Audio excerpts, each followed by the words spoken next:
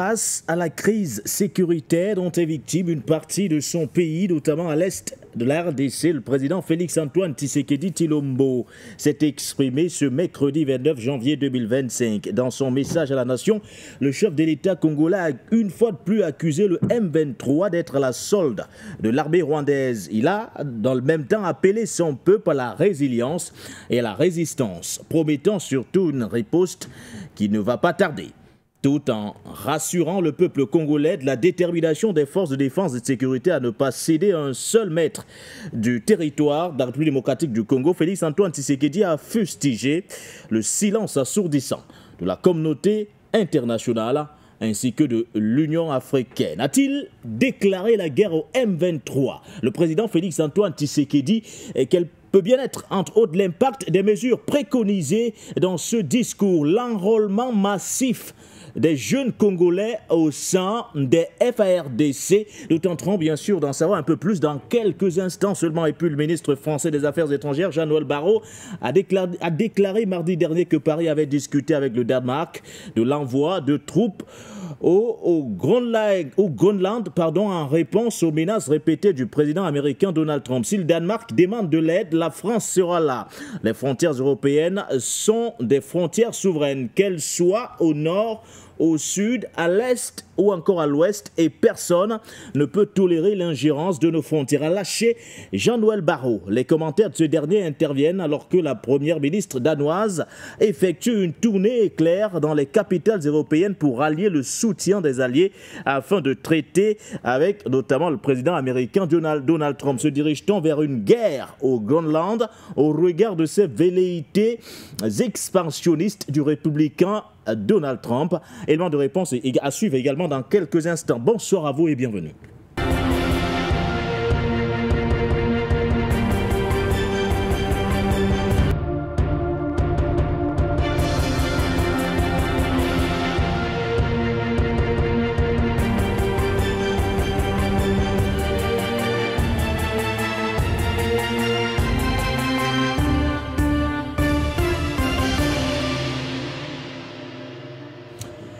Bonsoir à vous, une fois de plus, et bienvenue sur les antennes de For You Media Africa. Vous êtes au bon endroit, l'endroit où se croisent informations et débats, et c'est votre émission quotidienne, le point sur l'actualité qui démarre à l'instant, édition du 30 janvier 2025. Actualité oblige, nous reparlerons ce soir de la crise sécuritaire à l'est de la République démocratique du Congo avec l'adresse à la nation du président Félix-Antoine Tshisekedi et Tshilombo, des mesures fortes prises. La riposte sera d'ailleurs, ou du moins aura les effets escomptés, a d'ailleurs rassuré le président congolais Félix-Antoine Tshisekedi Tshilombo, qui, dans le même temps, fustige le silence de la communauté internationale et même de l'Union africaine. Il appelle au même moment les jeunes Congolais à s'enrôler massivement au sein des forces armées congolaises, ceci pour ne céder, ou du moins pour ne pas céder un seul mètre du territoire congolais. Nous aurons l'occasion de l'écouter dans quelques instants seulement. Deux extraits sélectionnés pour vous, en guise également des principales articulations de cette thématique. Et puis pour sortir de cette émission, nous reviendrons sur les velléités expansionnistes du républicain Donald Trump, le 47e président des États-Unis, plus que jamais déterminé à annexer le Groenland. Face à cette ambition du républicain, l'Europe se mobilise plus que jamais pour faire donc barrière. Jean-Noël Barrot, le chef de la diplomatie française, estime que la France devrait répondre notamment aux appels incessants du Danemark, qui de son côté également s'active auprès des capitales européennes en quête d'un soutien, en quête d'alliés pour faire ombrage, ou du moins pour barrer la voie au projet du républicain Donald Trump. Mais est-ce qu'on se dirige vers une guerre du côté du Groenland? Nous aurons l'occasion également d'en parler dans quelques instants aux côtés des consultants permanents de cette émission. Donc le premier est déjà avec moi sur le plateau. André Kistelfanga est avec nous ce soir. Merci à vous, DP. Bonsoir et bienvenue. Bonsoir, M. Nguele. C'est un plaisir d'être sur votre plateau pour discuter des questions extrêmement importantes pour notre continent. Bonsoir à tous les téléspectateurs. je les ai suivis hier, les téléspectateurs encore qui sont, n'est-ce pas, nombreux, à porter des analyses assez importantes. Donc, sentez vous saluer et votre contribution au débat nous fait véritablement plaisir. Ça continue à enrichir, n'est-ce pas, nos différentes recherches et analyses. Bonsoir à tous ceux qui nous regardent de tous les côtés de la planète Terre pour justement discuter, n'est-ce pas, de ces questions que vous avez bien voulu mettre à l'ordre du jour. Donc, merci pour l'invitation et je suis disponible à répondre à toutes vos questions. Merci à vous, André Kistel Fanga. Écoutons d'entrée le président Félix-Antoine Tshisekedi Tshilombo. Et oui, il promet une riposte au groupe rebelle, voire terroriste du M23, jusqu'ici soutenu par le Rwanda. La rhétorique, le narratif du président congolais n'a pas changé. Le M23 n'est qu'une coquille vide. Derrière ce groupe armé, ce groupe rebelle, se cachent des militaires rwandais. Face à cette situation, permettez-moi de vous rassurer. Une riposte vigoureuse et coordonnée contre ces terroristes et leurs parrains est en cours. Nos vaillantes forces armées de la République démocratique du Congo, symboles de courage et de patriotisme, sont pleinement mobilisées, prêtes à défendre chaque centimètre de notre territoire. J'ai personnellement convoqué et présidé des réunions de crise avec une équipe restreinte du gouvernement, le haut commandement militaire ainsi qu'une réunion interinstitutionnelle afin d'évaluer les récents développements de la situation et de lever les options pour repousser les agresseurs et reconquérir chaque parcelle de notre territoire.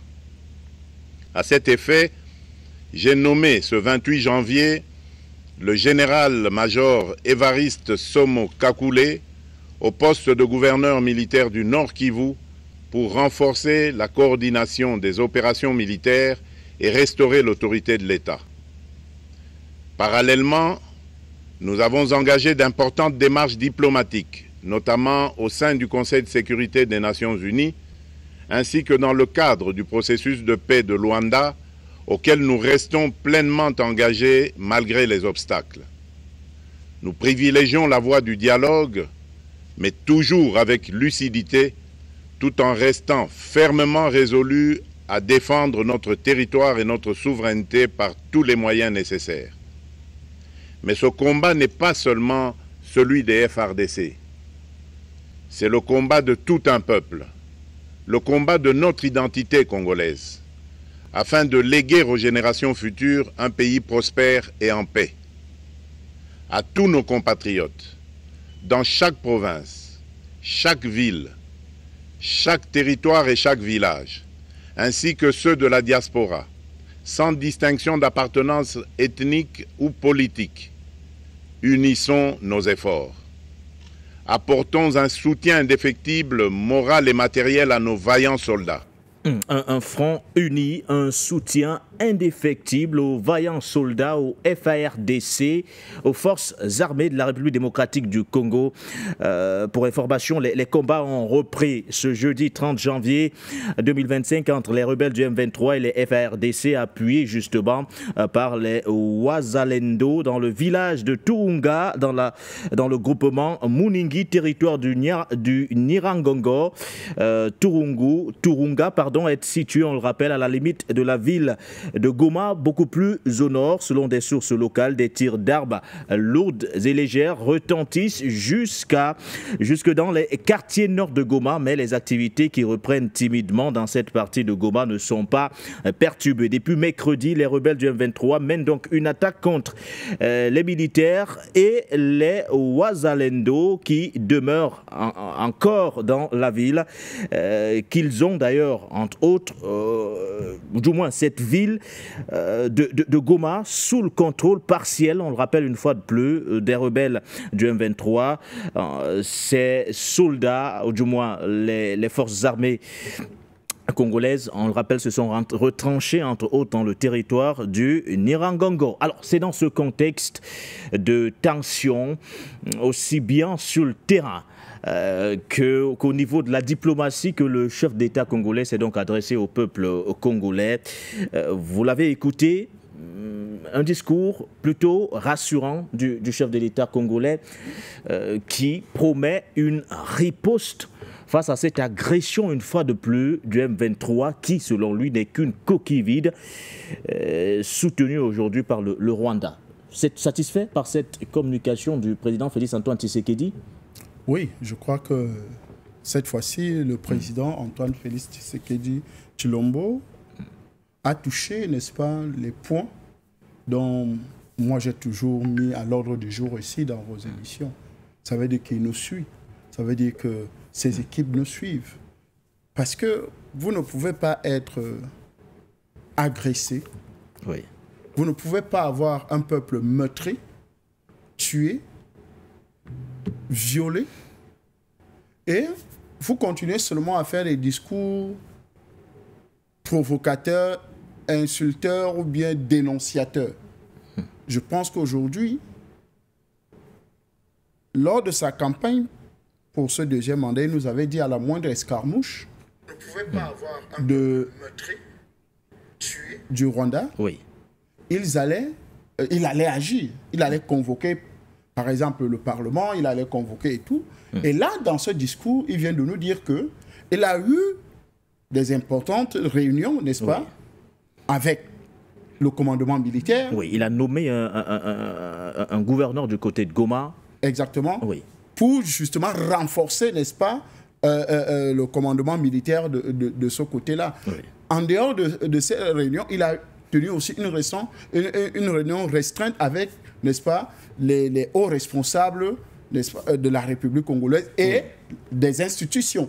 Ça veut dire que le Sénat, l'Assemblée nationale et d'autres organisations étaient présentes sûrement à cette réunion-là où chacun a donné un point de vue, n'est-ce pas, par rapport à des actions à mener. Oui. Et donc, ce qui l'a amené justement à prononcer ce discours et de donner, n'est-ce pas, la voie à suivre de ce qui va se passer dans ces prochains jours. Et donc, pour vous, c'est l'attitude justement d'un dirigeant conscient des enjeux sécuritaires aujourd'hui du côté de la République démocratique du Congo?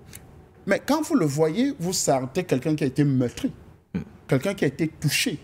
Oui. Parce que, ayant d'abord la compassion pour son peuple et de son pays, de son territoire. Oui. Et donc, il a relevé, n'est-ce pas, un aspect extrêmement important que les Congolais doivent comprendre que c'est leur pays. Oui. C'est notre pays. Et il faut que nous le défendions. Il faut que chacun se mette, n'est-ce pas, à l'ouvrage pour défendre ce pays-là. Et donc, c'est quelqu'un qui a pris conscience. Il est conscient depuis, mais peut-être qu'il lui manquait justement cet élan ou bien ce ouf, n'est-ce pas, pour que le couvercle qui couvait, n'est-ce pas, peut-être sa colère, qui couvait peut-être, n'est-ce pas, son manque d'engagement, n'est-ce pas, peut-être les prises de position radicales et tout ça, je pense qu'aujourd'hui, ça atteint le pic parce que vous ne pouvez pas avoir affaire à une coquille vide, comme il appelle, n'est-ce pas, le M23, à une coquille vide, mais qui vous attaque jusqu'à une capitale régionale. Vous voyez un peu? Parce que quand vous êtes déjà en Goma, c'est la capitale quand même. Oui. C'est la capitale, le chef-lieu de la région du Nord Kivu. Du Nord Kivu. Donc, vous voyez que c'est attaquer déjà, n'est-ce pas, la République démocratique du Congo au cœur, n'est-ce pas, de l'une de ses capitales. Et l'une des capitales importantes, parce qu'il faut le dire clairement que Goma, quand même, ce n'est pas une petite ville. C'est des millions de personnes qui y vivent, n'est-ce pas? C'est des richesses extrêmement... c'est énorme. Une localité hautement stratégique. Hautement stratégique pour le développement de la RDC. Et donc, si les rebelles, n'est-ce pas, sont déjà entrés en Goma, ça veut dire que vous êtes attaqué au cœur de votre République. Et donc, il faut une riposte, n'est-ce pas, à la dimension de l'attaque. Et donc, et quand il parle de riposte, c'est vrai qu'il n'est pas entré dans les détails, revenant justement sur cette riposte en question qui, selon le président congolais, est déjà en cours. Et il appelle le peuple congolais à rester uni et à soutenir les forces armées congolaises déployées d'ailleurs sur le terrain qui, au prix de leur vie, se battent pour ne pas céder un seul centimètre d'ailleurs du territoire congolais. Quand il parle de riposte, à quoi peut-il réellement faire allusion? Parce que là, on a un chef d'État qui reste tout de même campé sur ses positions. Il n'y a pas de négociation avec le M23. Plutôt, on va aller à un affrontement direct. Exactement. Si c'est ce que vous voulez. Mais monsieur Nguédé, nous allons nous affronter. C'est ce que moi je comprends dans ce discours. Vous connaissez ma position. Vous connaissez ce que j'ai toujours préconisé.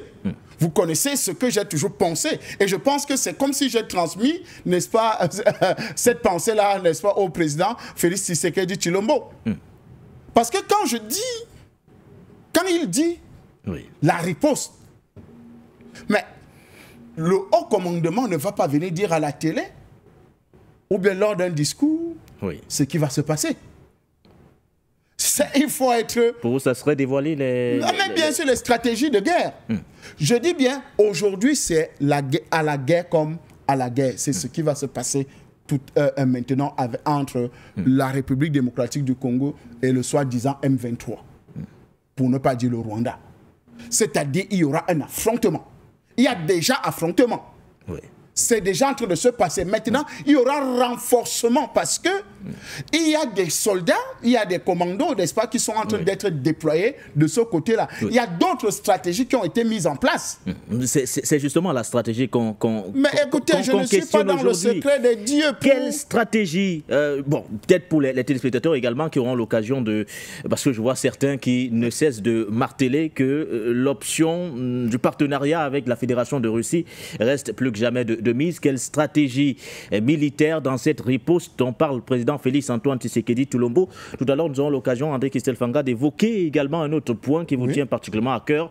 C'est un appel que vous avez longtemps lancé sur les antennes For You Média Africa. Il fallait que la jeunesse congolaise se lève comme un seul homme. On a l'impression que le président vous a suivi parce que dans son discours, il lance un appel à la jeunesse congolaise. Levez-vous, mobilisez-vous, faites-vous enrôler. Et ce, massivement au sein des forces armées congolaises. Est-ce un début de solution pour vous, cet appel lancé par le président Félix-Antoine Tshisekedi dans un contexte de crise comme celui? Mais une très grande réponse. Je dis bien, c'est l'une des solutions majeures. Pour moi. Pour vous, l'enrôlement massif des jeunes. Massif. J'ai proposé 1 million de Congolais, de jeunes Congolais.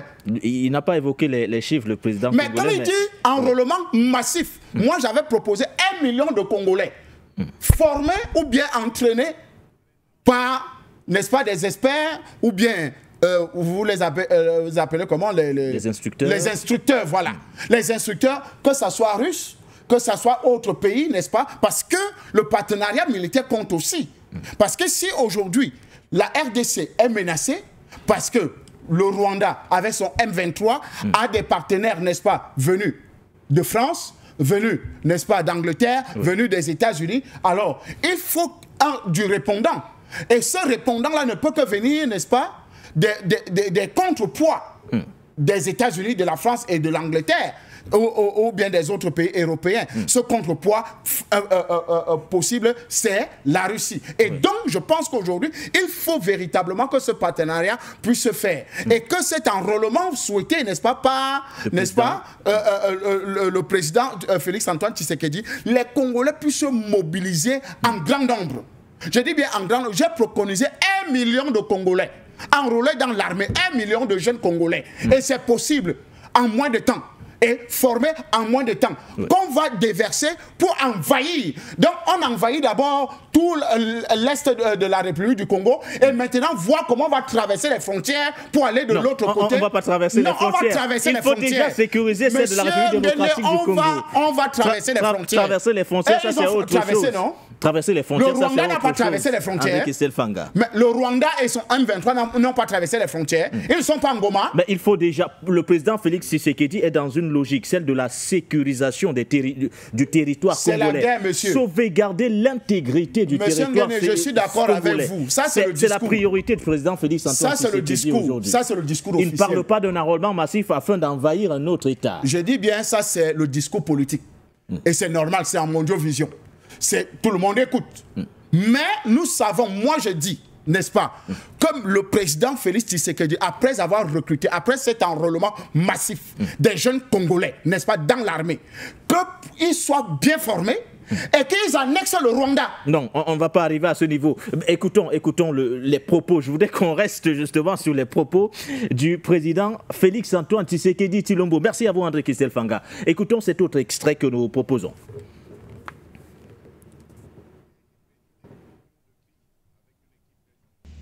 Je voudrais ici interpeller directement la communauté internationale et l'Union africaine.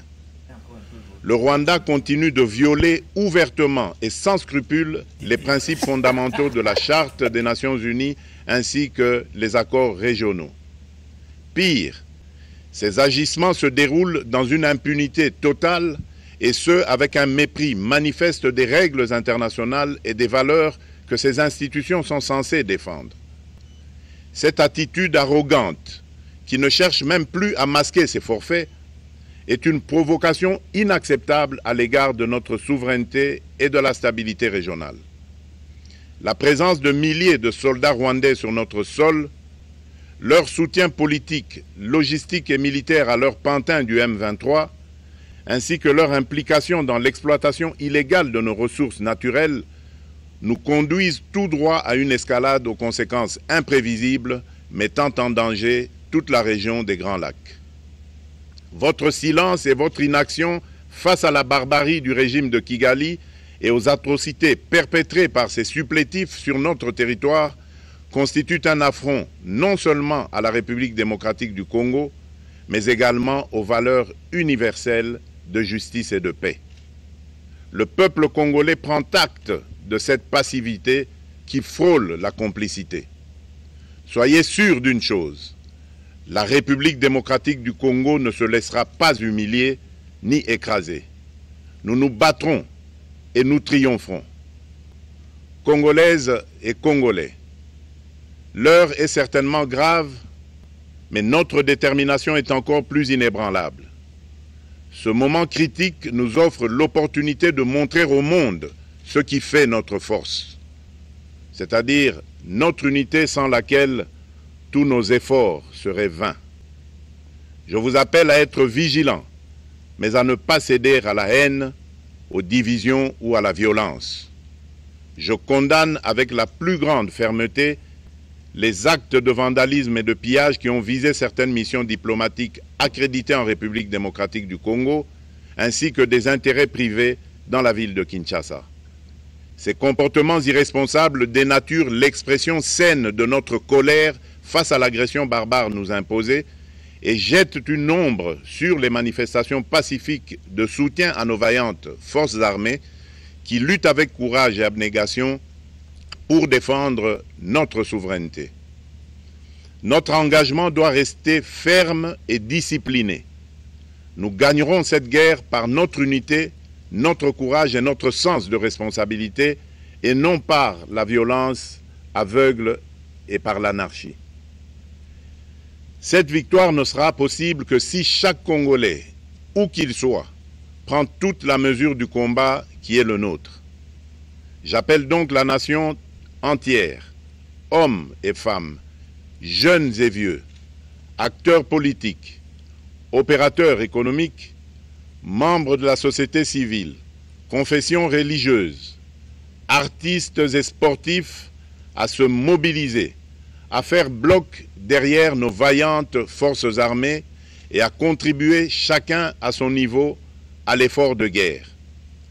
J'ai instruit le gouvernement de mettre en place des mesures rigoureuses de réduction du train de vie des institutions et de leurs animateurs afin que les ressources ainsi économisées soient directement réorientées vers le soutien à nos forces armées. Dans cet effort national, j'en appelle également à la responsabilité du secteur privé, qui est invité à contribuer activement à cette cause commune. Nos soldats se battent avec héroïsme pour la défense de notre intégrité territoriale et de notre souveraineté. Ils ont besoin de notre soutien total, qu'il soit moral, matériel ou logistique. À la jeunesse congolaise, pilier et espoir de notre nation, je vous exhorte à répondre massivement à l'appel de la patrie. Le moment est venu de vous lever, de mettre votre énergie et votre créativité au service de la nation. Nous devons renforcer nos rangs. Et chaque jeune Congolais prêt à défendre son pays a une place au sein de nos forces armées. La réaction du président Félix-Antoine Tshisekedi Tshilombo a-t-il rassuré les Congolais? Mais au-delà des frontières congolaises, vous a-t-il rassuré? Patient Parfendom, bonsoir à vous, doyen. Bonsoir à tout le monde. Écoutez, il y a des annonces fortes qui sont faites par le président Félix-Antoine Tshisekedi. Il fustige le silence de la communauté internationale ainsi que de l'Union africaine, un silence aujourd'hui qui frise pratiquement la complicité. Et il annonce la réduction du train de vue des institutions, question d'appuyer justement l'effort de guerre sur le terrain, l'enrôlement massif des jeunes Congolais, ou du moins cet appel lancé à la jeunesse congolaise pour que ces derniers, ou du moins pour que cette jeunesse-là, entre autres, joue sa partition dans cet effort, ce devoir de la défense de l'intégrité du territoire congolais, la nomination de certains responsables militaires à des postes stratégiques, question de barrer la route à cette avancée du M23. Et ensuite, et enfin, ce front uni que sollicite d'ailleurs le président Félix-Antoine Tshisekedi, ce soutien aux forces armées congolaises qui, au prix de leur vie d'ailleurs, se battent sur le terrain. Oui, le chef d'État congolais s'est exprimé. C'est un politique, il tient un discours politique dans lequel il essaye de rameter les troupes, ceux qui étaient dispersés, ceux qui étaient insouciants, ceux qui pensaient que cette affaire-là n'était pas du tout une affaire qui concernait tous les Congolais. Il essaye de bâtir une nation congolaise qui, de toute façon, on l'a bien vu, depuis des décennies, elle est lézardée par des attitudes et des comportements fratricides. Et est-ce que maintenant qu'il est en difficulté, peut-il avoir un sursaut d'orgueil pour que ces populations éparses dans ce grand pays qu'est le Congo, avec chacun ses propres difficultés et ses propres ambitions, peut-elle enfin se muer, se fédérer en une nation? C'est toute la question. Mais une fois de plus, on a l'impression... Quand je vous écoute, on a l'impression que vous ne croyez pas trop en sa capacité, du moins à cette faculté du président Félix-Antoine Tshisekedi, ou du moins à cette volonté de vouloir rassembler aujourd'hui le peuple congolais autour d'un enjeu majeur, celui de la défense du territoire congolais. Le problème n'est pas au niveau de sa volonté.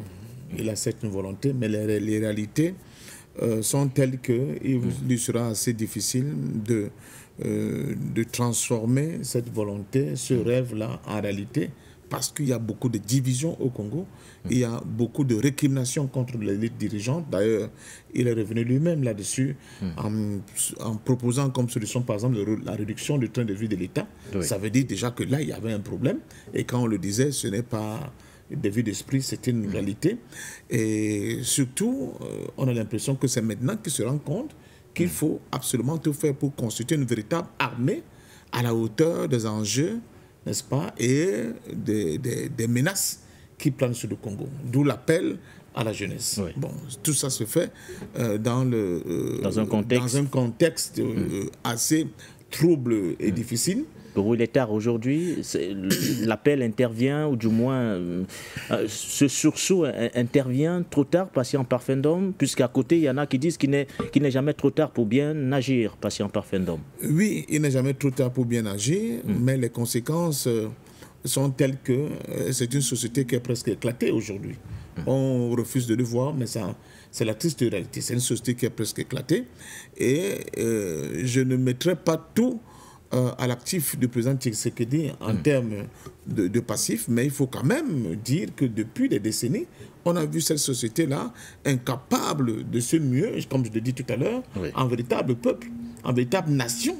Et à partir de ce moment, c'était des groupes, chaque groupe venait avec ses propres intérêts, chaque groupe venait avec ses propres ambitions, et même les distributions de cartes sur le plan politique et institutionnel ont été souvent l'objet des tractations qui allaient dans ce sens-là. Donc aujourd'hui, appeler les jeunes à se mobiliser, en oubliant, en omettant le fait que d'autres jeunes sont mobilisés justement pour dire ouvertement qu'ils ne sont pas d'accord avec ce qui se passe à Kinshasa. Et c'est ça qui fait qui est à la base de ce conflit. Donc, je sortirai en disant qu'une fois de plus, il ne faut pas que le président Tshisekedi ferme la porte du dialogue. Parce que mobiliser les gens, leur redonner de l'espoir, sur le plan à la fois émotionnel, psychologique et tout. Mais que peut-il réellement faire en période de crise pour rassurer les Congolais patients par Fendom? Oui, il a tenu un discours de chef de guerre. Mais un chef de guerre dans un État... C'est son rôle de remotiver les troupes. Je ne dis pas non, mais dans quel quel éléments État? Déployés sur le terrain, son rôle de rassurer la population qui tout de même qui s'attend à ce que le chef de l'État réagisse sur la situation sécuritaire qui prévaut dans le pays. C'est son rôle d'adopter une batterie de mesures et les proposer au peuple en lui disant voici ce que moi en tant que chef d'État je préconise pour qu'ensemble on puisse faire face à cette situation. Il est dans son rôle. Que demander de plus aujourd'hui au président Tshisekedi? Il est dans son rôle, mais apparemment c'est comme une espèce de médecin appelle à mort. Parce que le mal est déjà profond au niveau du Congo, où ce seul discours, où cette volonté ne suffirait pas. Je suis désolé. Ce n'est pas aujourd'hui que la question des bandes armées qui écument le Congo se pose, n'est-ce pas? Ils sont plus de 20 groupes armés, ce n'est pas seulement le M23, qui se battent à l'intérieur du Congo pour des raisons diverses. On a eu par exemple le cas de la province de l'Ituri, où vous vous souvenez à un moment donné, avec tout ce que nous avons vécu et qu'on a vu. Donc, et là, on n'a jamais pensé du côté de Kinshasa qu'il était grand temps de bâtir une véritable armée nationale capable de protéger les populations des territoires congolais. C'est maintenant qu'ils sont en difficulté, c'est dans les moments difficiles que le succès, l'orgueil national, n'est-ce pas, est le plus mis en exergue, mais j'ai bien peur que cela ne puisse pas produire les résultats au niveau des attentes du président Tshisekedi. Moi, je suis... Vous vous attendiez à quoi? À ce qu'il vous dise qu'il est prêt à aller sur la table de négociation? Il faut dialoguer. Il faut dialoguer. Mais il faut négocier pour éviter les morts inutiles. Si Antoine Tshisekedi vous annonce qu'en l'état actuel des choses, il va aux négociations avec le M23, vous trouvez cela approprié? On pourrait se dire que c'est la RDC qui est beaucoup plus en situation de faiblesse, patient par Fendom. Elle est déjà, en fait, pas la RDC qui chassait déjà en position de faiblesse, d'autant plus que ce qu'ils appellent... C'est bien pour la RDC de négocier dans une posture de faiblesse, patient par Fendom. Non, c'est pas ça le problème, c'est qu'il ne faut pas être une jambiste. Là, je crois qu'il est une jambiste. Il a opté sur, comment dire ça, sur un seul axe. Il faut qu'il développe le second axe pour qu'il ne soit pas une jambiste. Oui, à la fermeté. Oui, à la volonté de constituer une véritable armée nationale. Oui, au refus d'être humilié par qui que ce soit. Mais de l'autre côté, il ne faut jamais fermer la porte, n'est-ce pas, à la négociation. Parce que je continue de vous dire, ceux qui vont mourir, ça va être les jeunes Congolais. Ça va être la population congolaise qui sera frappée. La guerre éclate réellement là maintenant. Les conséquences, les victimes seront d'abord congolaises. Il faut le dire. Donc, moi, je ne comprends pas cette stratégie du président Tshisekedi d'avoir pour seule option que la guerre pour résoudre ce problème, sachant pertinemment que, pour ceux qui analysent la situation géopolitique, n'est-ce pas, au niveau de cette sous-région, il y a beaucoup, n'est-ce pas, des reproches qu'on puisse faire aux différents dirigeants qui ont dirigé le Congo ces dernières années, avec des méthodes et des pratiques qui n'ont pas du tout été républicaines, n'allant pas dans le sens de la protection des populations et des intérêts du Congo. Et j'ai bien peur que son discours sonne un peu comme un coup de pied dans l'eau et ne puisse pas produire les résultats escomptés. Une fois de plus, moi en particulier, je ne suis pas pour la guerre, je ne suis pas pour que le Congo s'enflamme, que la sous-région des lacs s'enflamme, parce que quand on rentre dans l'analyse du big picture et on voit ce qui est en train de se passer dans le monde aujourd'hui, j'ai bien peur que les analyses profondes ne tiennent pas compte du fait qu'il y a une mutation sur le plan des développements géopolitiques internationaux qui vont impacter violemment l'Afrique le moment venu. Quand vous voyez par exemple monsieur, comment il s'appelle encore, monsieur Trump, vous dites qu'il sort de l'Organisation mondiale de la santé, de l'OMS. du Pacte de Paris pour le climat, par exemple, aussi. Prenons le cas de l'OMS. Ce sont des exemples. Prenons le cas de l'OMS. Et quand on voit comment la plupart des États africains sont exposés justement aux actions de l'OMS pour pouvoir subvenir, n'est-ce pas, aux besoins de leurs propres malades, on peut bien commencer à réfléchir qu'est-ce qui va se passer. Or, un pays comme le Congo, par exemple, était déjà avancé dans une politique de pouvoir donner la possibilité à la thérapie, aux thérapeutes, n'est-ce pas, j'allais dire indigènes, excusez-moi le terme, mais nationaux, pour proposer des solutions, comme c'est le cas pour le palu au Congo, endogènes, pour régler cette question-là. Or, l'État ne les a pas assez accompagnés dans ce sens. Ils n'ont pas été assez accompagnés dans ce sens. Et voilà, le gourdin qui vient de nous tomber dessus. Je peux citer plusieurs maladies qui sont pratiquement prises par l'OMS, en charge par l'OMS. Je me demande ce que ces malades vont devenir dans les années et dans les mois à venir. Donc, je crois que l'Afrique ne peut pas se payer le luxe de s'offrir encore une autre grosse difficulté en termes de guerre, parce que c'est une guerre éclate entre, comme le président Tshisekedi le dit, entre le Congo et le Rwanda. C'est toute la région de Grand Lac qui va exploser. D'ailleurs, il a reconnu, le président. Voilà, qui va exploser avec des conséquences. C'est nous qui mourrons. Et les autres sont bien contents quand même. Parce qu'il y a de plus en plus, quand vous écoutez les penseurs occidentaux, certains qui disent qu'il faut effacer, que la population mondiale, c'est beaucoup. Il faut tuer le maximum. Est-ce que nous allons tomber dans ce piège et aller dans ce sens-là, alors qu'une négociation est, n'est-ce pas, une diplomatie quand même assez forte au niveau du continent aurait pu nous épargner, n'est-ce pas, de ce spectre-là et orienter les Africains, les Congolais vers des solutions apaisées qui permettraient que, même si, comme le dit souvent, mieux vaut un mauvais arrangement qu'un bon procès. C'est pas, j'insiste, mieux vaut un mauvais arrangement qu'un bon procès. La guerre, dans l'optique de ce qui est en train de se passer dans la région de Grand Lac, est une très, très mauvaise option. Et vraiment, je ne serai pas le premier à aller l'embrasser, parce que j'imagine les conséquences que cela peut produire. On n'en parle pas beaucoup, par exemple, d'un cas comme le Soudan. Mais quand vous avez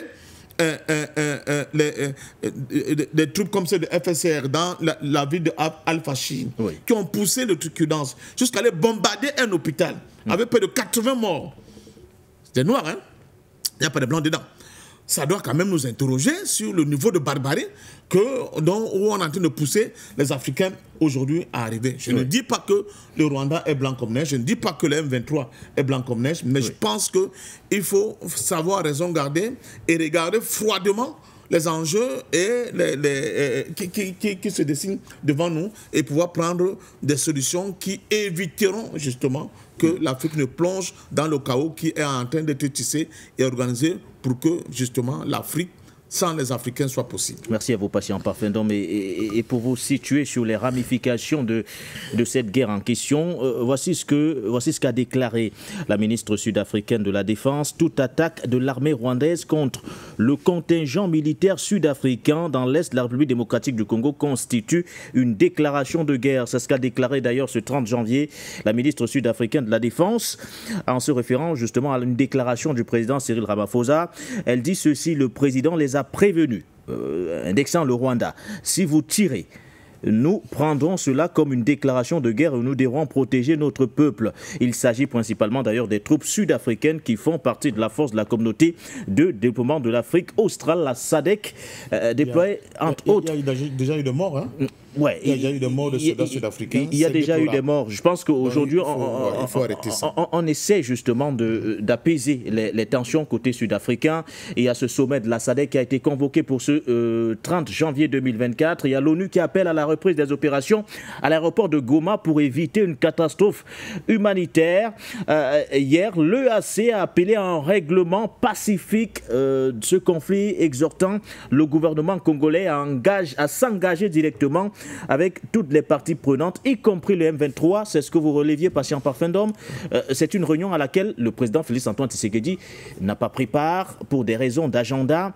Mais quand l'EAC l'appelle à négocier, à engager des discussions avec le M23, c'est un signal fort tout de même. Ça veut dire que même à ce niveau, même au sein de cette organisation sous-régionale, on mesure aujourd'hui l'impact que représente ce mouvement, bien que qualifié de coquille vide, bien qu'il soit, selon Kinshasa, soutenu par le Rwanda?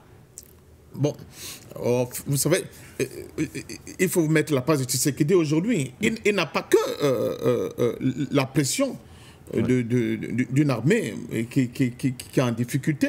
Il a aussi la pression de sa propre opinion nationale, qui, dont beaucoup le jugent comme on a vu des images, un chef d'État mou. Oui, on a vu des images des soldats roumains qui ont été désarmés. Et j'ai eu l'impression, du moins j'ai écouté, je ne sais pas si c'est un soldat de l'armée congolaise. Non, c'est le chef de M23. C'est le chef du M23. Il s'appelle Willy Goma. Il dit, vous touchez, c'est $8 000, un truc du genre, et un soldat congolais touche à peine $100, patient parfait d'homme. Cette disparité qu'il relève, c'était un discours très poignant quand je l'écoutais. Il était en train de mettre justement ces soldats roumains face à leurs responsabilités. Il leur disait, mais regardez ce que vous défendez. On n'arrive toujours pas à comprendre ce qui se passe. Et c'est à ce moment qu'on se dit, finalement, est-ce que c'est un conflit qui oppose réellement le M23 à la République démocratique du Congo, ou alors c'est finalement un conflit qui oppose les Congolais entre eux, patient parfait d'homme? C'est d'abord le Congolais entre eux, certes, avec l'appui du Rwanda pour des raisons plus ou moins évidentes, mais c'est le Congolais entre eux. Je veux dire, Corneille Nangaa, l'ancien président de la CENI, c'est lui qui est à la tête de ce mouvement, dont le M23 n'est que l'un des membres. Là, vous avez vu, parce qu'il y a un narratif de soutien occidental, de ceci, cela, au Rwanda qui agresse le Congo. Mais là, vous avez vu des mercenaires venir, qui étaient payés par l'État congolais pour faire la guerre. Et pas à vil prix, à payer. Mais à prix d'or. À prix d'or. Alors que mieux payé que les forces armées congolaises. Touchaient que de menus frétins, mal équipés, mal armés, pas du tout bien entraînés, etc., etc. Mais les élites politiques congolaises se payent quand même le luxe d'aller faire venir des mercenaires, soi-disant, pour défendre leurs propres frontières, nonobstant le fait que, là maintenant, le président vient de nous dire qu'il faut bâtir une armée nationale. Je vous dis que c'est une situation très complexe, très complexe souvent dans nos pays, surtout dans ces régions-là. Et là-dedans, il n'y a pas d'un côté des anges et de l'autre côté des démons. Je crois qu'il faut que les Congolais s'asseyent et se regardent vraiment dans le miroir, au lieu que, bon, les TikTokers qui envahissent un peu la toile ces jours-ci, certains disaient même que Goma n'est pas pris, d'autres que l'armée a pris d'autres villes rwandaises, alors que tout ça c'était des chimères, qu'ils se regardent dans le miroir et comprennent que la situation est grave. Quand vous voyez le salaire d'un seul mercenaire roumain, vous le comparez au salaire d'un soldat congolais, mais vous avez fort d'eau, vous demandez, mais qu'est-ce qui se passe? Alors que le Congo a la capacité de bâtir une véritable armée nationale capable de défendre le Congolais, bien entraîné, bien formé, bien renseigné, mais hélas, une fois de plus, l'incurie des élites et le manque de leadership politique au niveau de Kinshasa a produit ce que nous voyons. C'est pour cela que je dis que, moi je continue de le dire, oui, à la formation, à la mise sur pied d'une véritable armée nationale, mais ça prendra du temps. Ce n'est pas un truc qui se décrète par un claquement de doigts, premièrement, mais pour éviter qu'il y ait ce chaos et des meurtrissures et j'allais dire des violences sur les pauvres populations, je pense que l'option du dialogue est aujourd'hui l'option le plus indiquée, d'autant plus que le Congo ira à ce dialogue en position de force, parce qu'aujourd'hui, bon, sur le plan international, il est considéré comme l'agressé. Donc, il ira avec beaucoup plus de cartes sur les mains à faire prévaloir que ce fut le cas hier. Donc, et je pense que les opinions sur le plan international donnent l'impression que c'est le Congo qui a agressé, même si moi je continue de dire qu'il faut creuser en profondeur pour voir que dans cette affaire-là, il faut faire très attention. Il faut faire très attention parce que c'est la question des intérêts. Et ces intérêts-là, il n'y a pas que le Rwanda qui joue le jeu. Même les élites congolaises jouent le jeu. Et certains se sont alliés à des forces extrêmement dangereuses pour la survie de notre continent. Et ont dealé avec ces forces-là pour recevoir quelques miettes, comme on le voit souvent un peu partout en Afrique, au détriment, n'est-ce pas, du peuple congolais qui meurt dans une misère et une pauvreté indescriptible. Je vous dis qu'il n'y a pas que l'Est, la République démocratique du Congo qui est en difficulté. Oui, il y a beaucoup de régions dans le Congo qui sont dans cette situation-là et où les populations continuent de crier n'est-ce pas? Malheureusement pour eux, ils n'ont pas encore eu un M23 de ce côté-là pour que peut-être cette explosion fasse comprendre au gouvernement central de Kinshasa qu'il y a un problème. Voilà. Et la réaction de l'EAC qui ne devrait pas plaire, entre autres, à la République démocratique du Congo, j'ose de croire d'ailleurs au regard de ces résolutions prises d'ailleurs à l'issue de cette rencontre. Une autre initiative diplomatique, celle de la France, André Kistel Fanga, le chef de la diplomatie française, Jean-Noël Barrot, a été reçu ce jeudi par le président Félix-Antoine Tshisekedi et Tshilombo, selon la cellule de la communication de la présidence de la République, la RDC, qui a d'ailleurs annoncé la nouvelle. Cette première visite du patron de la diplomatie française à Kinshasa fait suite notamment à une série de communications téléphoniques entre le président Félix Tshisekedi et son homologue français Emmanuel Macron. Au cours de cet échange de plus d'une heure, le président Tshisekedi a expliqué la situation actuelle que vit le pays, marqué par un pillage des ressources naturelles et des massacres et autres violations massives des droits de l'homme. Le chef de l'État a réitéré ses regrets à la suite des incidents malheureux survenus à l'ambassade de France au cours de la manifestation pacifique organisée le 28 janvier dernier à Kinshasa, rapporte d'ailleurs la cellule de la communication de Félix Tshisekedi, avant de préciser qu'à l'issue de cette rencontre avec le président de la République, Jean-Noël Barrot, n'a pas fait de déclaration à la presse. Quelle place pour cette communauté internationale? Pointé du doigt particulièrement hier par le président Félix-Antoine Tshisekedi dans son discours, il a dit à la communauté internationale, à l'Union africaine, votre silence est une preuve supplémentaire de votre complicité dans ce massacre, ou du moins dans cette barbarie perpétrée par le M23. André Kistel Fanga. Je pense que la logique de pompier pyromane est à l'œuvre. La communauté internationale a mis le feu en RDC. Et maintenant, elle attend que ça s'embrase, que ça continue à être... ça brûle.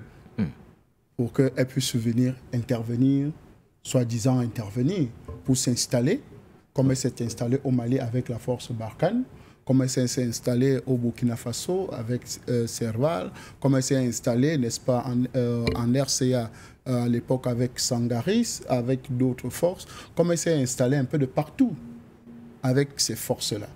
C'est la stratégie d'allumer le feu et maintenant de vouloir venir éteindre bien après. Oui, là, on veut éteindre. Le chef de la diplomatie fait le déplacement. On est loin à New York, à l'ONU, on appelle à un cessez-le-feu, à déposer les armes. On a l'impression qu'aujourd'hui, ce que veulent les autorités congolaises, ce n'est pas qu'on leur serve des discours, qu'on fasse des déplacements. Elles veulent des actions concrètes sur le terrain. André Kistel Fanga. Mais les Nations Unies sont présentes au Congo depuis plus de 30 ans.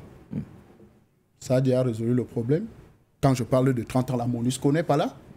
Elle est présente, non? La MONUSCO est présente. C'est une mission. Mais est-ce qu'on ne devrait pas, devrait pas revoir ces missions? Parce que quand vous regardez les missions qui sont assignées, aucunement on demande à la MONUSCO d'aller à un affrontement. C'est plus une mission de maintien de la paix, une mission d'interposition pour éviter qu'il n'y ait d'affrontement. C'est pour ça que je suis resté très calme. Parce que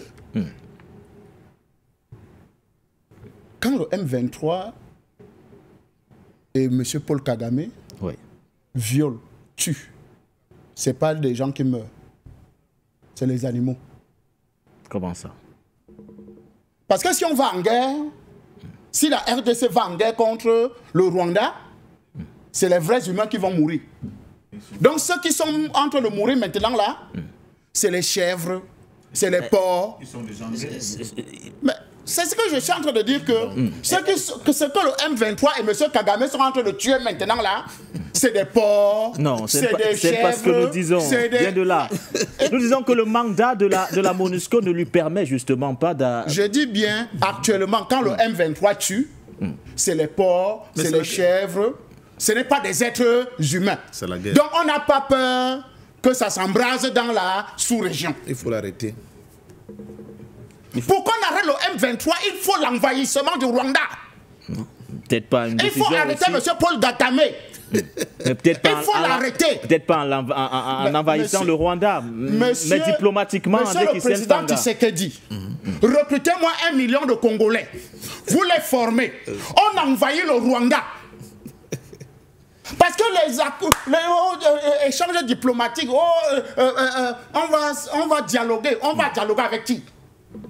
Avec un coquille vide, le M23, alors qu'on sait tous derrière que c'est les Américains, c'est les Anglais, c'est les Français, c'est le Rwanda, c'est l'Ouganda, c'est le Burundi. Vous mesurez les implications de la solution que vous préconisez, André Kisselfanga, pour la région des Grands Lacs, qui s'étend au-delà du Congo et du Rwanda, messieurs. Vous faites quoi du Burundi? Vous faites quoi de l'Ouganda? Vous faites quoi de tout le reste de la Tanzanie? Vous faites quoi de tout le reste? Si on arrête le criminel en chef appelé M. Paul Kagame, ça va s'arrêter.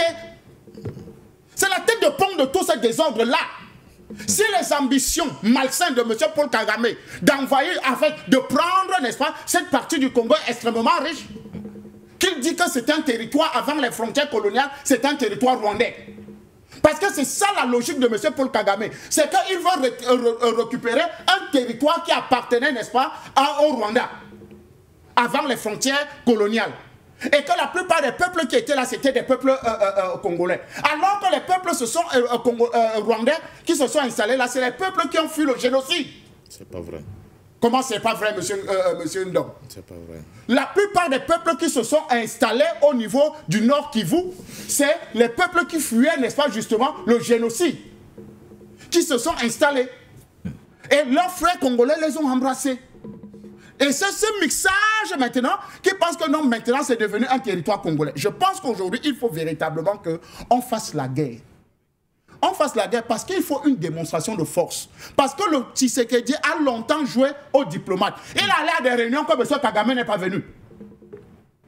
On a convoqué plusieurs réunions.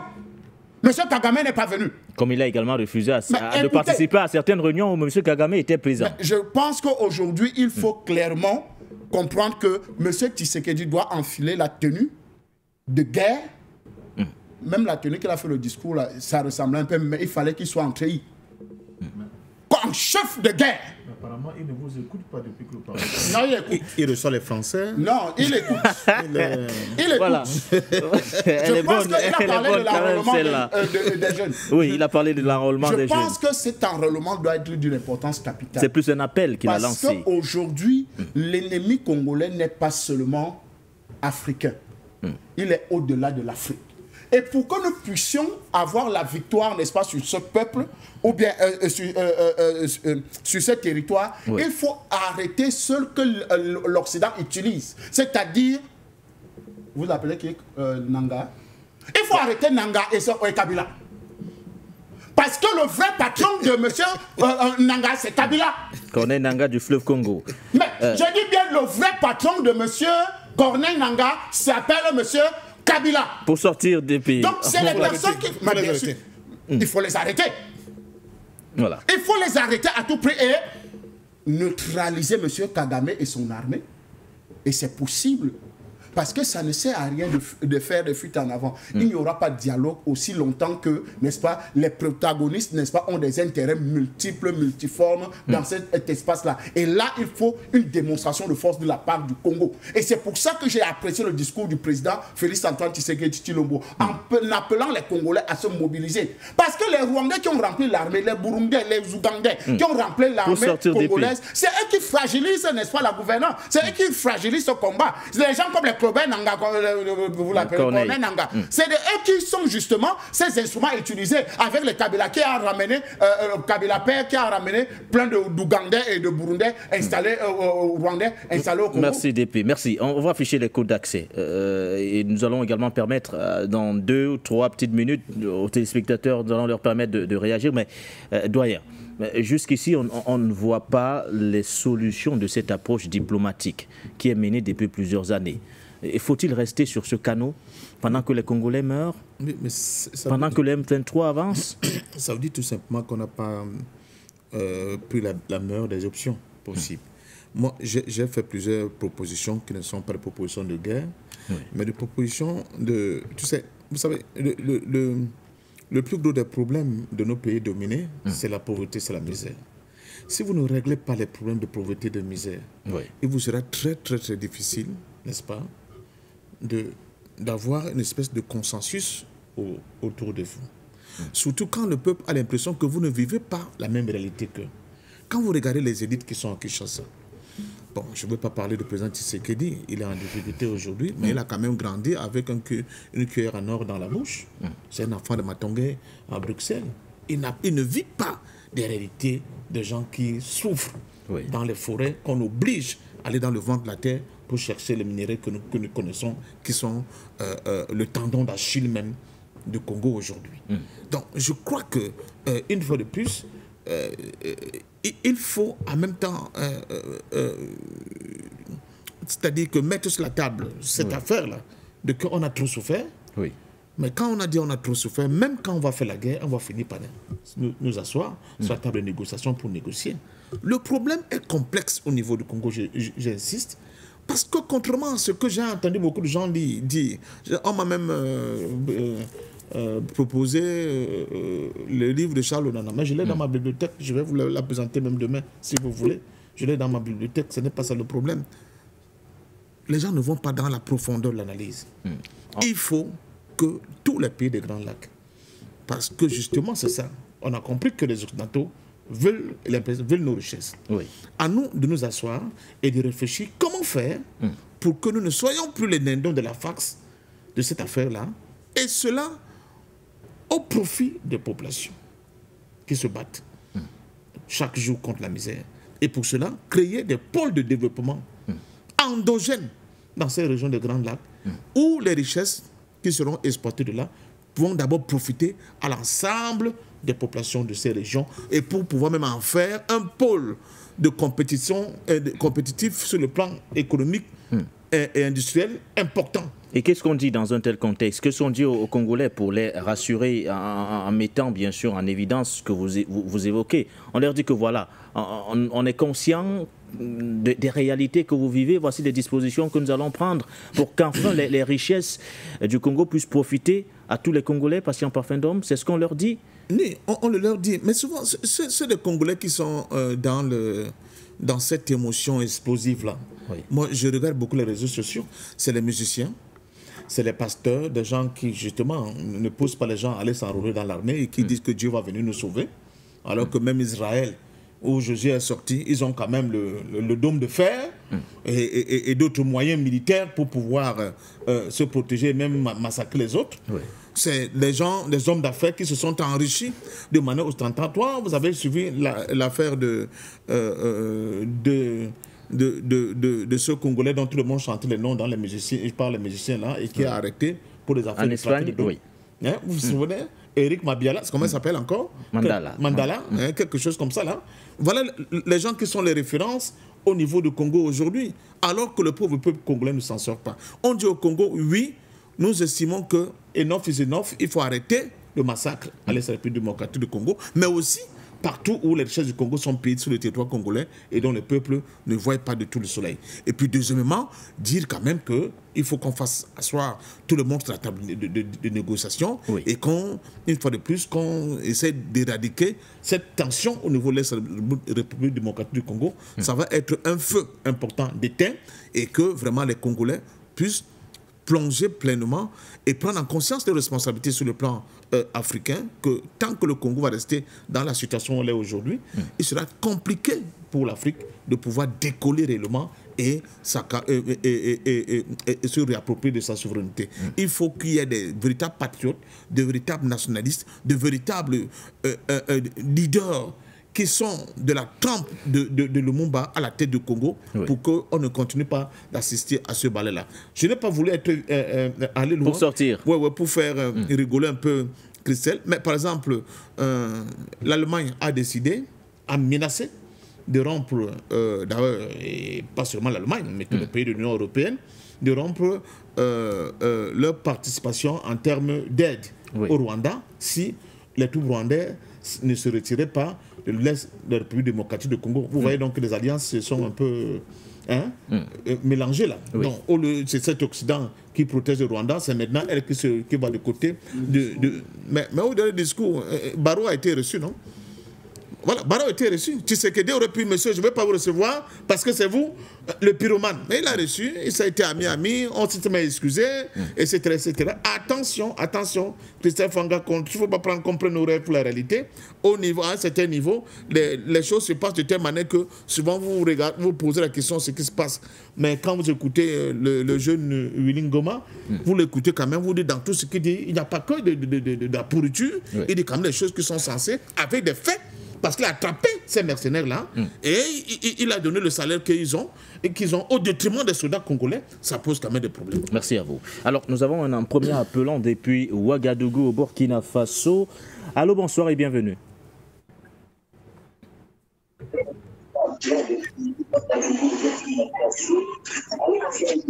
Ouais, bonsoir, Berlin. Je salue tous les techniciens, les caméramans, les journalistes, les invités. Je vous salue vous tous. Vous faites de bon travail. Que Dieu vous protège, que Dieu vous bénisse. Et au niveau du Congo, le président congolais n'a rien à dire. Il doit partir. Il doit partir. Un jeune leader, un vrai commandant, un vrai militaire bien formé, qui a des visions, qui doit prendre le pouvoir au Congo. Il doit fermer tous les frontières du Congo. Le 9 frontières, c'est 10 frontières, il doit tout fermer. Il doit annuler tous les contrats d'Irayom, de Boston, de l'or. Il doit annuler tous les contrats de Congo et libérer les prisonniers et donner un dernier sens à tous les prisonniers, à l'État congolais et réformer l'armée congolaise. Il fait appel à la Russie. Et puis faire appel des pays sérieux, un pays africain sérieux avec la Russie pour réformer l'armée congolaise, et réformer les politiciens congolais et la population congolaise. Depuis 1950 ans, Congo c'est un pays qui est pourri. Depuis son tueur Nunuma, Congo est pourri par l'ancien président Mobutu jusqu'à Kabila père, Kabila fils, c'est lui qui a détruit le Congo. Jusqu'à le sous-préfet qui est au pouvoir aujourd'hui là. C'est un sous-préfet, ce n'est pas un président qui était élu. Il était élu par les Américains et les Européens. Quant à Rwanda c'est une base américaine. Rwanda, c'est une base américaine. Il y a tous les mercenaires du monde à Rwanda. Il y a tous les mercenaires du monde qui se trouvent à Rwanda qui est en train de piller tous les ressources de Congo pour envoyer en Europe, en Amérique. C'est une base. Rwanda, ce n'est pas un pays. Rwanda, c'est une base de mercenaires américaines, européennes. Kabila doit partir, et ce président congolais doit partir. Le président de Rwanda, là, il doit partir, il a duré au pouvoir, il a trop tué les Africains. Paul Kagame, c'est un criminel, c'est un assassin, il doit quitter au Rwanda. On doit libérer le Rwanda, en même temps libérer le Congo ensemble. Parce que le Congo est pourri, le Rwanda est pourri. Que Dieu soit que nous, que Dieu vous protège. Bonne soirée. Merci à vous. Zerfel, bonsoir et bienvenue. Et chill, pense à la liker pour soutenir la chaîne. Pense également. Bonsoir. Alors, on prend Zerfel tout d'abord. Je pense que là, ils se sont marchés dessus. Allô, bonsoir Zerfel, allez-y. Ok. Et bonsoir Nguéné, bonsoir à tous les techniciens. Je salue le doyen, Parfait d'homme, et puis mon frère Fanga, et sans oublier personne. Voyez-vous, ce qui se passe présentement, ça fait mal à tous les Africains. Quand on parle sur le micro, c'est quelque chose, on sent la douleur à la place de nos frères qui sont en train de souffrir. C'est pourquoi nous sommes un peu durs avec celui qui est au pouvoir, à la tête de ce pays-là. Voyez-vous, mon frère Fanga, il a dit quelque chose de très important. Parce que le dialogue aujourd'hui, tout ce qu'on envoie aujourd'hui pour faire ce travail-là, ils ont été payés. Parce qu'il faut qu'ils arrivent à leur fin.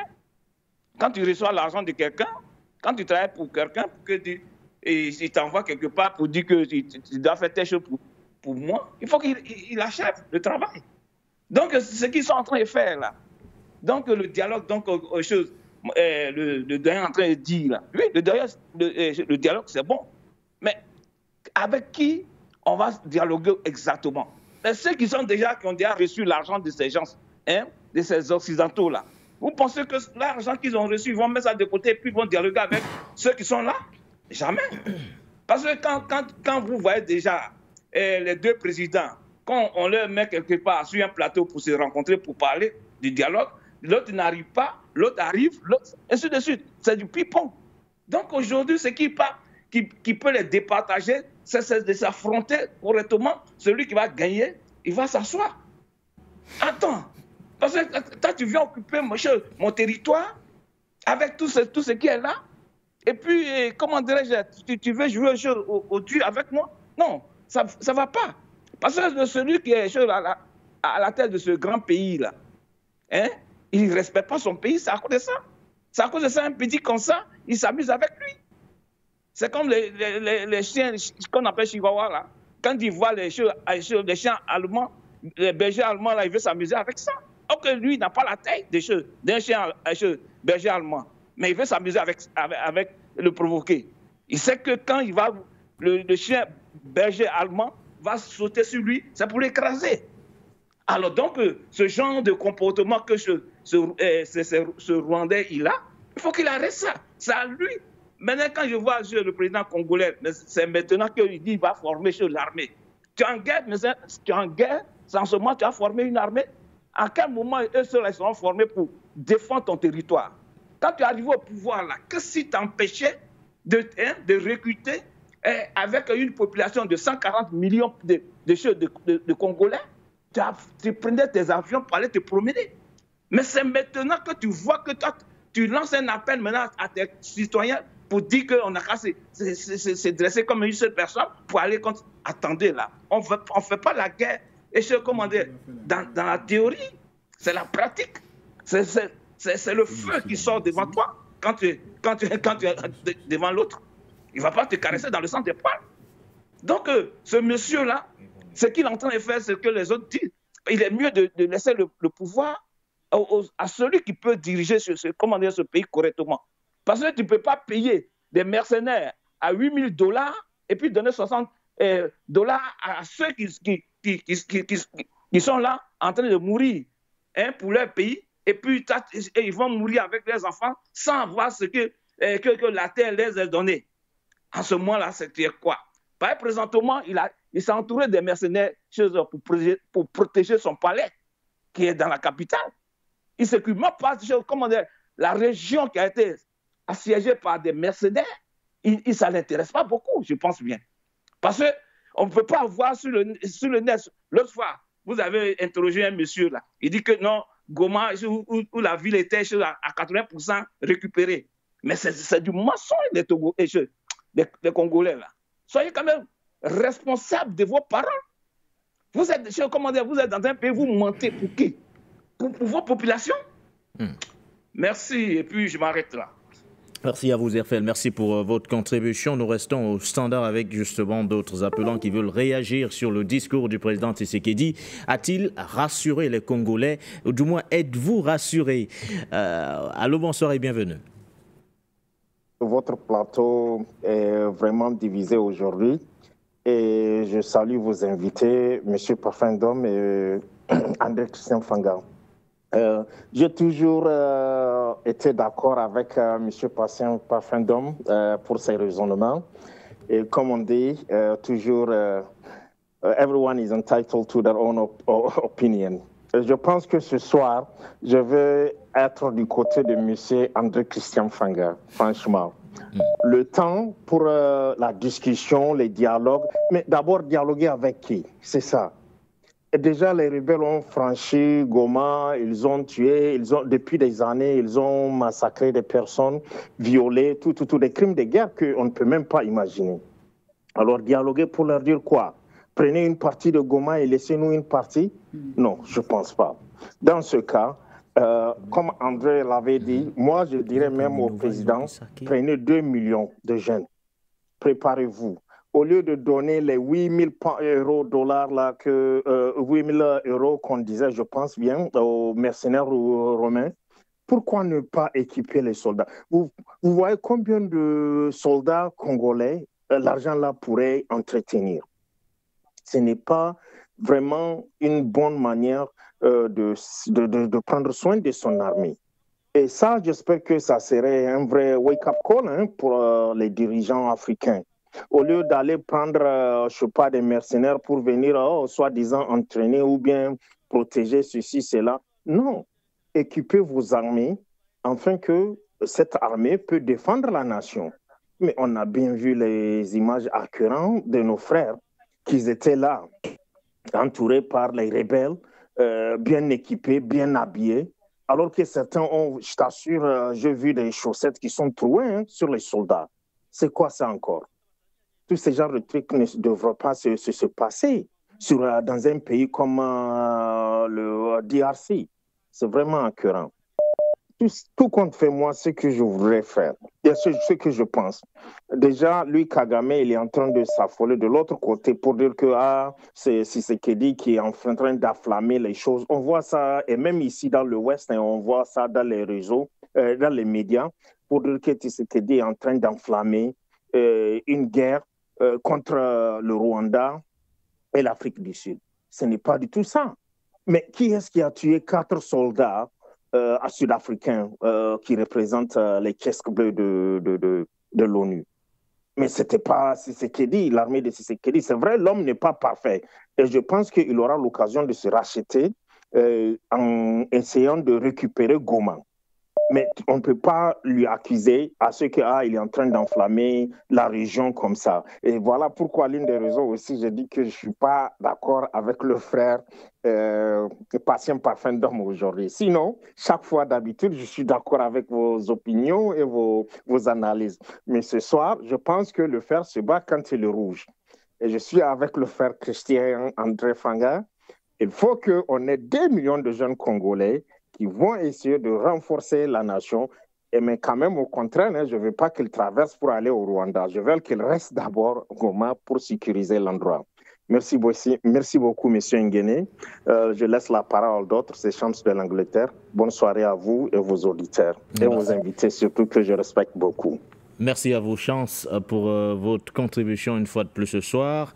M. Peter nous rejoint également à l'instant. Bonsoir à vous et bienvenue.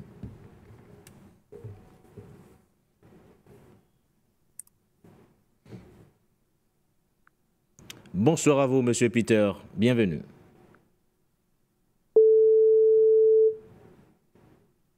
J'ai l'impression que M. Peter était avec nous, mais c'est déconnecté. On va essayer de prendre quelqu'un d'autre. On le rappelle, nous avons 2 thématiques, mais je pense qu'au regard justement de l'actualité du côté de la République démocratique du Congo, nous allons plutôt rester sur le discours du président Félix-Antoine Tshisekedi Tshilombo qui a fait des annonces fortes, appelant justement à un front uni pour défendre l'intégrité territoriale de la RDC. Il lance un appel à la jeunesse congolaise, cette dernière d'ailleurs qui doit se mobiliser et se faire enrôler massivement au sein des FARDC. Il fustige le silence de la communauté internationale, mais surtout de l'Union africaine, un silence synonyme de complicité. Il donne son message, du moins il passe ses encouragements aux forces armées congolaises qui se battent sur le théâtre, du moins sur le front. Question bien sûr de ne pas céder 1 centimètre du territoire congolais. Allô, bonsoir et bienvenue.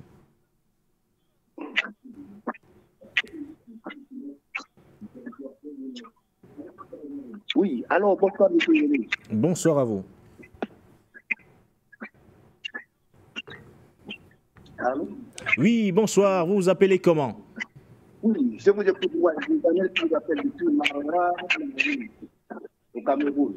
Je m'appelle M. Daniel qui parle là depuis Maroua, au Cameroun. Vous appelez depuis Maroua au Cameroun. Votre tour est très faible à notre niveau.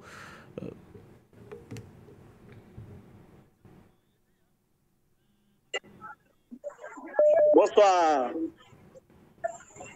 Merci, bonsoir à vous. Bonsoir. Bonsoir à vous, bonsoir, chers auditeurs. Alors, je viens ce soir pour la situation du Congo. D'abord, je me présente, je suis le jeune panafricain, je vous appelle depuis la Côte d'Ivoire. Vous savez, moi, le discours de M. Félix Tshisekedi m'a pas rassuré. M'a pas rassuré parce que il devrait dire aujourd'hui ou demain, nous allons libérer Goma. Aujourd'hui ou demain, nous libérons Goma. Mais il a parlé les Congolais n'ont qu'à être rassurés, que les Congolais n'ont qu'à être patients, que les Congolais n'ont qu'à savoir qu'on va libérer Goma. Quand? Quel jour? M. Félix Tshisekedi n'a qu'à savoir que la liberté s'arrache. La liberté s'arrache. Aujourd'hui, toute la journée, j'ai suivi ce qui se passe. J'ai suivi l'actualité de ce qui se passe à Goma. Il y a eu des M23 qui ont fait la réunion. Ils ont maintenu leurs paroles. Ils ont dit qu'ils vont quitter Goma, aller jusqu'à Kinshasa, aller attraper Félix Tshisekedi. Alors, c'est que je pense que ceux qui ont vu les vidéos, ils peuvent témoigner ça. Ils ont dit qu'ils vont quitter Goma, aller attraper Félix Tshisekedi. Mais Félix Tshisekedi, il ne faut pas, il va se tromper. Hein. Félix Tshisekedi, il n'a qu'à prendre l'exemple comme au passé, M. Bachar Hassan, où quand la rébellion venait sur lui, il ne savait pas comment faire, il allait appeler la Russie et la Russie est venue calmer ça. Il n'a qu'à penser à ça. C'est dès maintenant. Il doit mettre tous ces bazars là derrière lui, aller appeler une puissance, venir dégager. Quand tu ne mouais pas quelqu'un, il faut faire un renfort. Il faut faire, non, il faut reculer. Pour mieux sauter, il faut reculer. Pour mieux sauter, il faut reculer pour sauter. Alors, je vais dire, il faudrait que tout le monde sache que si Goma a pris Kinshasa, c'est à cause de Félix Tshisekedi. À cause de Félix Tshisekedi. Donc, je vais m'arrêter là. Il ne faudrait pas qu'il soit complice. Demain, s'il est complice, il serait exécuté comme on a exécuté les Kourouna. Je m'arrête là.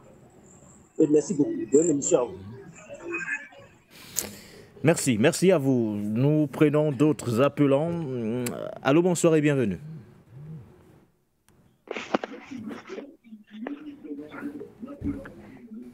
Allô? Oui, bonsoir, monsieur. C'est Daniel qui revient toujours depuis Maroc, Cameroun. Allez-y, je pense que cette fois, la communication est bien meilleure.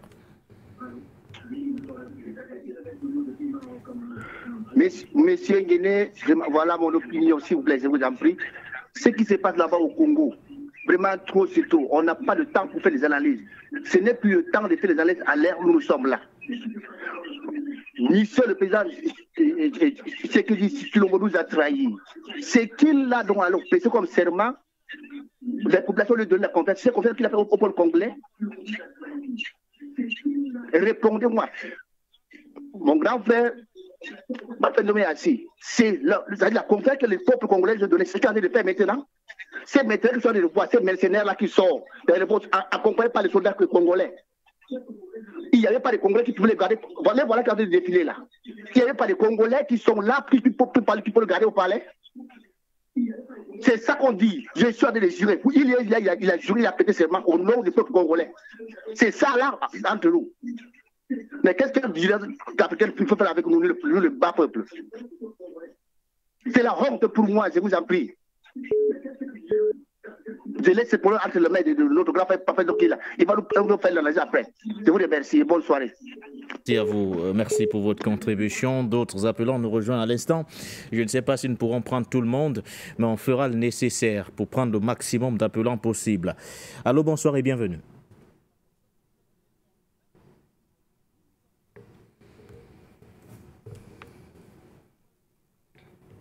Allô, bonsoir et bienvenue à vous. Il est parti, cet appelant. Je pense que nous avons plusieurs lignes. L'impression que nous avons, c'est que tous privilégient une seule ligne et parfois la deuxième ligne reste vide. Vous pouvez donc, si vous n'arrivez pas à nous joindre via la première ligne, contacter tout simplement la deuxième ou appeler par Skype. Il y a une autre méthode, du moins étape simplifiée, qui a été mise à la disposition justement par notre magnifique équipe technique, équipe digitale également, qui, entre autres, assure l'interaction avec nos internautes. C'est le QR code qui s'affiche. Vous scannez tout simplement ce QR code et juste derrière, vous pourrez nous joindre et nous donner votre point de vue. Allô, bonsoir et bienvenue.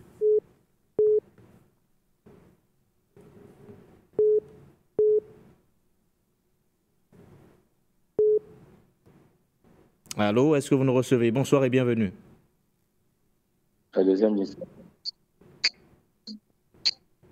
Allô? Oui, bonsoir monsieur. Allô? Oui, bonsoir. Bienvenue à vous. Oui, bonsoir. Merci. Je Bonsoir. voudrais participer à l'émission. Allez-y, vous êtes en direct, allez-y. Ok, merci. Merci. C'est Jean-Charles depuis Yaoundé. Oui. Je voudrais dire tout simplement que ma position est celle du contradicteur de M. Parfendom. C'est-à-dire que ce qu'on constate au Congo est tout simplement déplorable et que nous ayons des positions défaitistes comme ça, c'est un peu surprenant pour l'analyse que je connais. En réalité, nous sommes partis pour être surpris parce que ceux qui agressent le Congo actuellement, ils utilisent l'argent du Congo, n'est-ce pas, pillé par des ressources parallèles et qui font la guerre au Congo. Je crois que ça n'a que trop duré et que M. Tshisekedi, peut-être que faute de logistique suffisante, n'avait pas pris la mesure.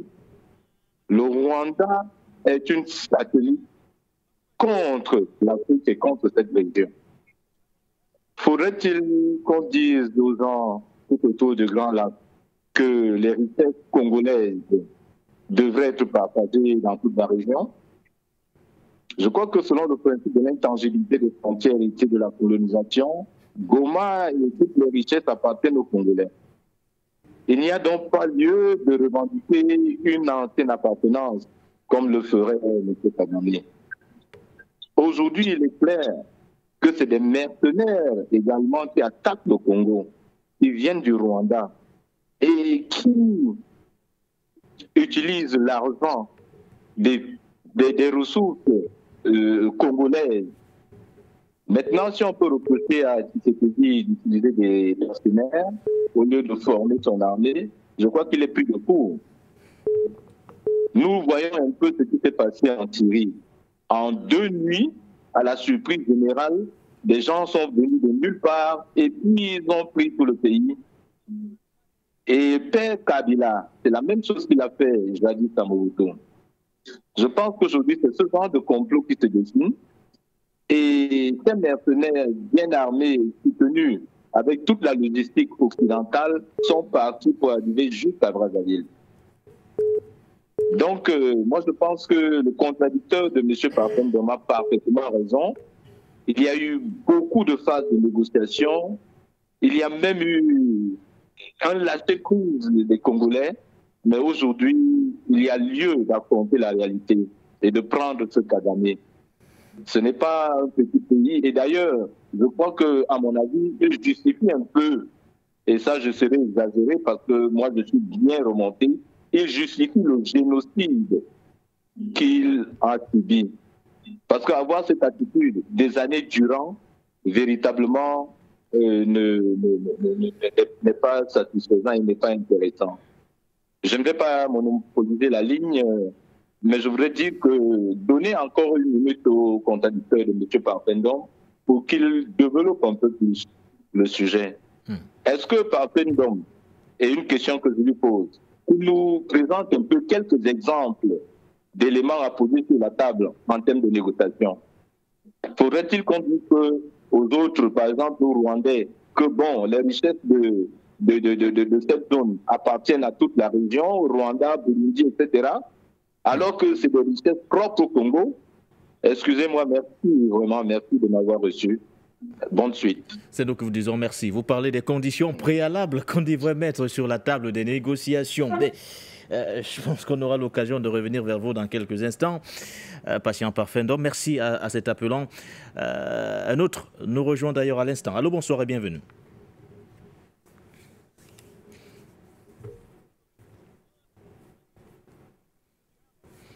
Allô, bonsoir et bienvenue.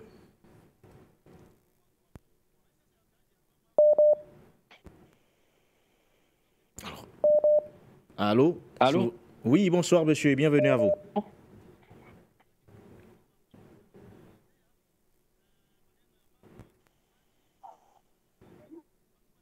Difficile. Je pense que nous allons revenir. Nous allons revenir sur le plateau. La solution est-elle militaire ou encore ou tout simplement diplomatique? Les avis de nos téléspectateurs divergent également à ce niveau. André Kistel Fangal, certains qui estiment qu'aujourd'hui on devrait laisser ou du moins enterrer toutes ces initiatives diplomatiques qui ont été menées jusqu'ici.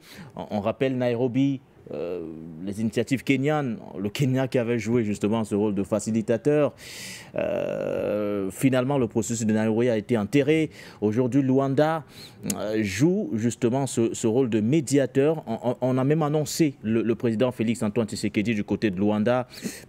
L'information n'a pas à filtrer, entre autres, les deux chefs d'État qui se sont rencontrés, je pense que c'était dans la journée d'hier, mercredi 29 janvier 2025, d'un côté le président Félix Tshisekedi, de l'autre le président Joao Lorenzo. Il y a les appels du côté de l'Assemblée générale, ou du moins du côté des Nations Unies, des appels à un cessez-le-feu, entre autres. Il y a l'initiative prise par l'EAC, la SADC également, l'Union africaine qui a tenu à cet effet une réunion de son Conseil de paix et de sécurité, sans compter les initiatives individuelles qui sont prises par des pays tels que la France, à plusieurs reprises des échanges téléphoniques entre les présidents rwandais, congolais ou encore français. Il y a trop d'initiatives diplomatiques autour de cette crise et toujours pas de solution. J'imagine que c'est ce qui vous conforte aujourd'hui à l'idée de dire que ce n'est que militairement qu'on pourra sortir de cette crise, André Kistel Fangal. Il faut que le Congo démontre qu'il est un pays puissant. Aussi longtemps que le Congo ne démontrera pas qu'il est un pays puissant, capable de faire la guerre à Kagame et ses bandes de rebelles et ses amis, il n'y aura pas de solution, il n'y aura pas de dialogue. Mais peut-être qu'il faudrait déjà qu'ils aient des dirigeants qui vont avec ces éléments de puissance que vous mettez sur la table, parce que André Kistel Fangal. Mais Tshisekedi fait partie, n'est-ce pas, des hommes qu'il faut à la place qu'il faut. Ah bon, vous le pensez aujourd'hui, vous le pensez clairement? Mais je dis bien, à partir de ce discours, je pense que là maintenant, il faut lui donner toutes les capacités nécessaires à faire cette guerre. Parce que lui-même, il a vu que s'il ne fait pas attention, ça peut prendre sa tête. Et donc, il faut qu'il aille en guerre. Et c'est cette guerre-là qu'il faut pour résoudre ce problème. Parce que vous ne pouvez pas être envahi. Et on vous demande de dialoguer. Avec qui? Le M23 qui est quelque chose de... Le M23, oui. Un fantôme. On parle beaucoup de fantômes, même si les Congolais font également partie de... Écoutez, je pense que même ces Congolais-là sont des rebelles. En fait, ce n'est même pas des Congolais. Des Congolais mécontents? Non, ce n'est pas des Congolais mécontents. On les connaît tous. On connaît les infiltrés du Congo. Vous connaissez Nanga que vous appelez la scène infiltrée. Monsieur Kabila, qui est l'un des problèmes actuels du Congo, c'est un infiltré. Ils sont nombreux dans l'armée congolaise, c'est des infiltrés. Comment un commandement? Ceux qui ont décidé d'envoyer, par exemple, le président Tshisekedi aller négocier avec les Roumains, on les connaît.